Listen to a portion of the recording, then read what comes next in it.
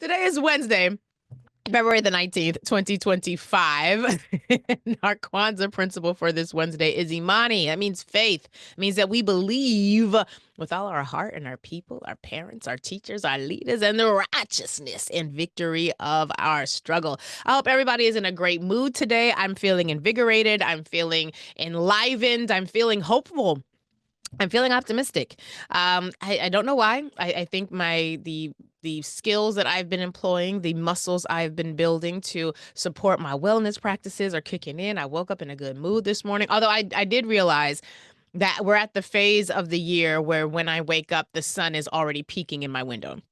It's very difficult for me to wake up before this time. And I shouldn't say difficult for me to wake up, because as my grandmother was saying, you could have woke up dead and in your grave. I'd be like, but grandma, would you really wake up if you was dead and in your grave? But like usually during the winter time, it's hard for me to wake up. It's hard for me to work out in the mornings. It's hard for me to wake up in the mornings because the sun is not peeking in my window because of the way our bedroom windows are situated.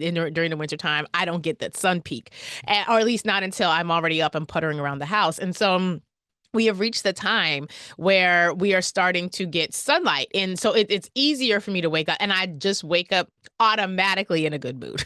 Like my default setting is, what are we going to accomplish today? What's happening? And so that shift has happened. I noticed it. It always starts to happen right around the time that my son has his birthday. And y'all, I'm gonna need y'all to pray for your sister friend.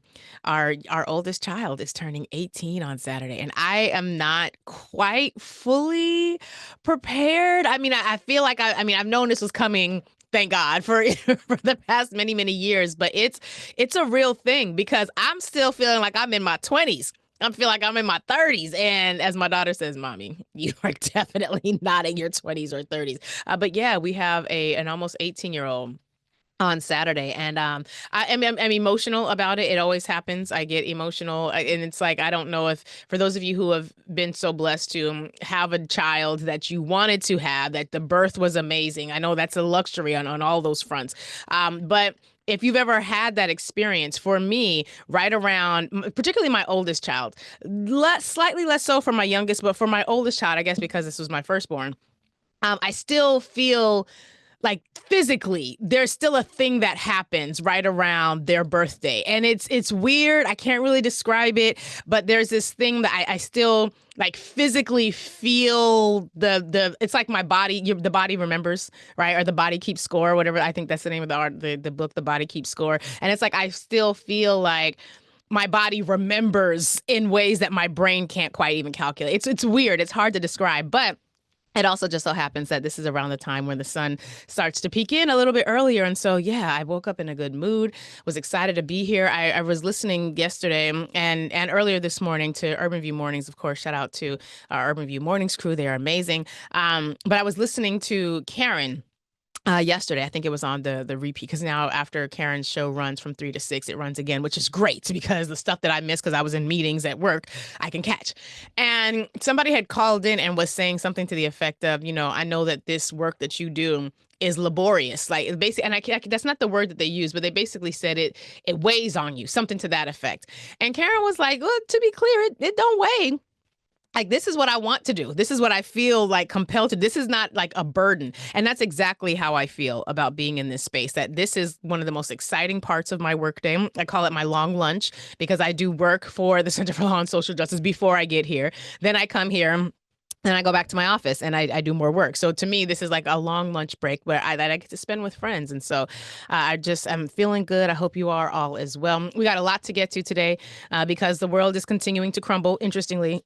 But yeah, we've got a lot to get to this morning. And I'm looking forward to sharing some of the world news with you. It's really interesting how what is happening here in the United States is also being reflected in other spaces. And it's been really weird to see how America has been operating on the international stage, particularly when it comes to Ukraine and other countries in the West that we tend to think of as European countries that are getting colonial type treatment. It's been weird. I don't know if you guys have been following what's been happening in Ukraine, but apparently Ukraine Similar to how Greenland has all of these minerals that are very, very necessary for defense and for devices and all sorts of technological advances, just like Greenland has that, which is why y'all's president Elongated Muskrat and his first lady John Trump have been talking about wanting to purchase Greenland. Ukraine is similarly situated, and they've got all of these very precious, very expensive minerals. According to the Financial Times, it was reported today that they have underground deposits worth up to $11.5 trillion of critical materials, including lithium, graphite, cobalt, titanium, and rare earths such as scandium that are essential for an array of industries from defense to electric vehicles. Now, these are materials that are not commonly found throughout the planet. They're not commonly found throughout Europe. They are found in Ukraine. And so we got word that yesterday the Americans and the Russians were meeting about Ukraine. Ukraine was nowhere in the building. Ukraine was not invited. They were not able to participate. And so we are seeing it's almost like the type of behaviors that the colonial powers typically exhibit against melanated countries now being executed as against European countries. It's causing all sorts of a tizzy in Europe. They are talking about rearming and creating multiple centers of mass production of arms because they do not believe they're going to be able to rely on the United States going forward anymore. Very, very interesting stuff to see the way in which the world is reconfiguring itself. And I don't know. It's very interesting. I also saw a report that Elongated Muskrat said he wants to die on Mars. I'm like, he should go now. Why not? Why be here when you could be there? You should go to Mars right now, Elongated Muskrat. You should go, and we will all bid you adieu. So long, farewell, auf Wiedersehen, goodbye. We will all bid you farewell. We'll give you the Kamala Harris wave to the heart. Not my heart goes out to you. The wave to the heart. Slightly different configuration. But there's a lot of movement happening on the international scale that is very reflective of what's happening here in the United States. We've talked before about Argentina, and yes, we're going to get to Moment of Gratitude. I just want to get some of these news bits out before we do. But we had talked a bit about what was happening in Argentina. Do you remember they have President Milei, I think his name, Milei. I'm mispronouncing his name. I apologize. It's not my intention to do so. But he did the same thing that y'all's president, Elongated Muskrat, and his first lady, Donald Trump, did. Remember the meme coin that Donald Trump released, like right after he and Melania released one right around the inauguration, and it soared high and then it fell, it crashed. Well, the president of Argentina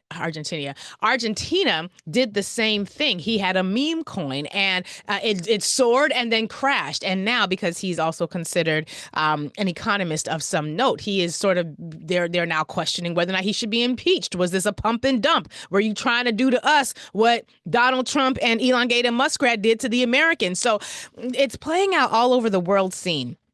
What's happening here. And it's so important that we are aware, that we are reading, that we are focused, that we're paying attention, and that we are internationally connected. Internationally connected. There has been a long era of just sort of accepting this notion that Americans were going to only be focused on America. And in fact, it is common to hear when you go to... I see people in the Nubia chat with the sounds of music. Oh, that's funny. Yeah, so long, farewell, auf Wiedersehen, adieu to you, Elon and you. Like we could do the whole thing. We could do the whole thing.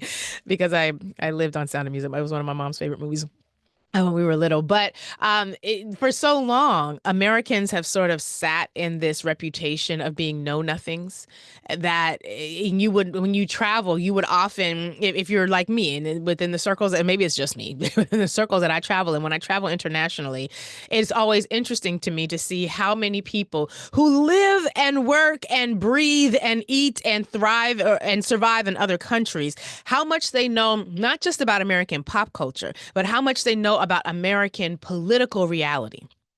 It's striking because I rarely have conversations with Americans here that demonstrate a similar or even moderately approaching something similar in terms of that type of knowledge about other countries, let alone that type of knowledge about our own. And so I'm really encouraging all of you to, if you don't yet have subscriptions to some print media that is going to allow you access to international news sources. Everybody doesn't have to get the Financial Times. I find it to be fascinating. And so that's just the way my brain works, because when I think about, when I came into the legal community as a professional, I started out in corporate law. Now, I came with a whole bunch of civic activism and organizing prior to that, but my first job was in corporate law. And so I learned how to speak European money, white people money. And I laugh about that because now that I understand economy on an international scale differently, and I understand the way that it better, and I shouldn't say I speak white people money fluently because I don't have white people money, but I understand enough of it to understand how they communicate. And seeing the interplay of monetary policy and the interplay of political and international policy, that is where so many of the answers lie. That is where so many of the answers lie. So again, really want to encourage you all to get access to regular news that is going to, that you read, right? Not that you listen to, that you read, because I can't tell you, there's something so powerful about finding the articles. And yes, I do this for the show. So to be clear, like, I have a different purpose. I'm doing this, yes, to be aware, but also so that I can share all this information with you. But to be able to have a pen in my hand and underline key points. And Amina will tell you, like, I'll come in here with the paper, like, still in the plastic bag because I want it to be protected. And I'm flipping pages and underlining this and underlining that, trying to make sure, as you can hear the rustling of it in the background, just trying to make sure that you all have information. There is something that happens, I think, to the way that we take in information, the way our brains take in information when we are reading as opposed to listening. So I just want to encourage you all to do what you can to be aware as to what's happening, yes, in this country, but definitely what's happening beyond these borders, because the international interplays are fascinating. And again, I believe that's where a lot of the answers for how we need to move forward will be found.